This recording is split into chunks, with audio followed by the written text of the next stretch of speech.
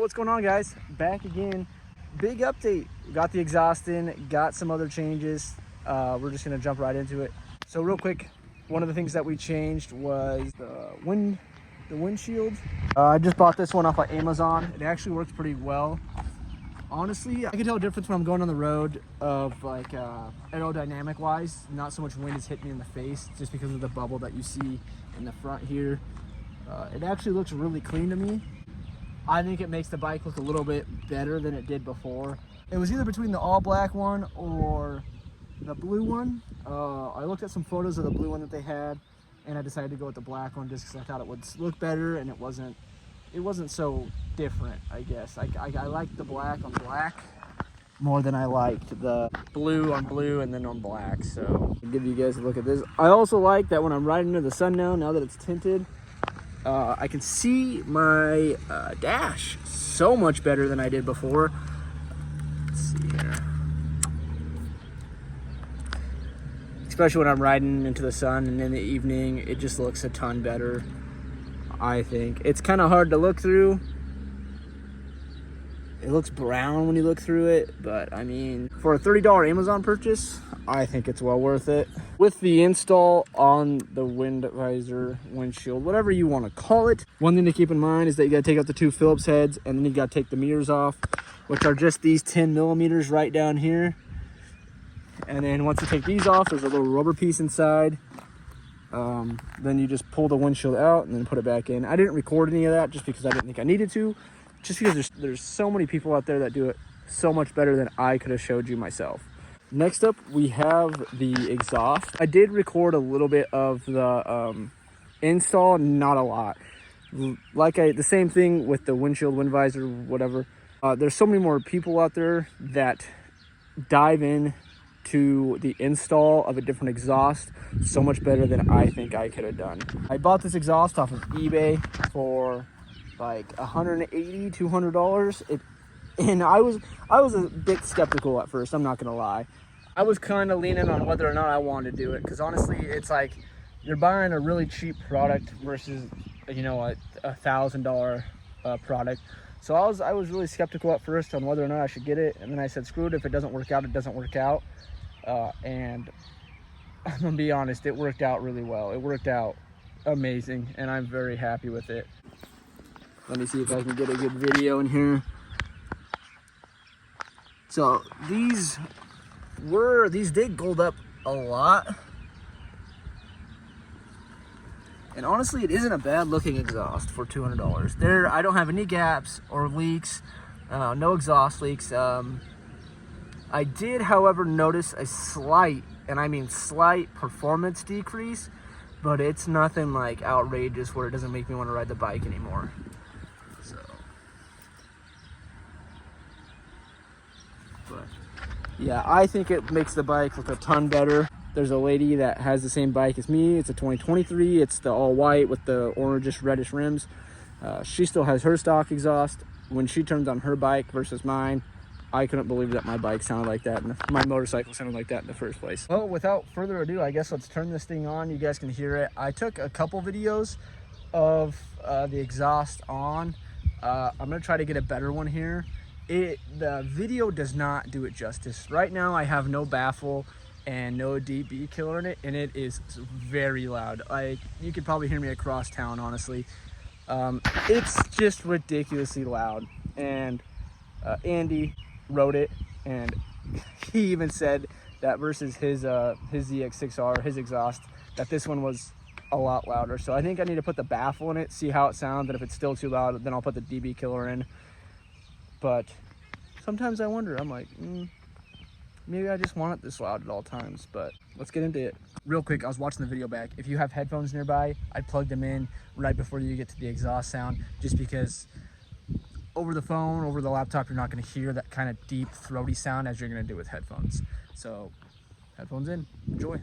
All right, so let's start this baby up and show you guys the before.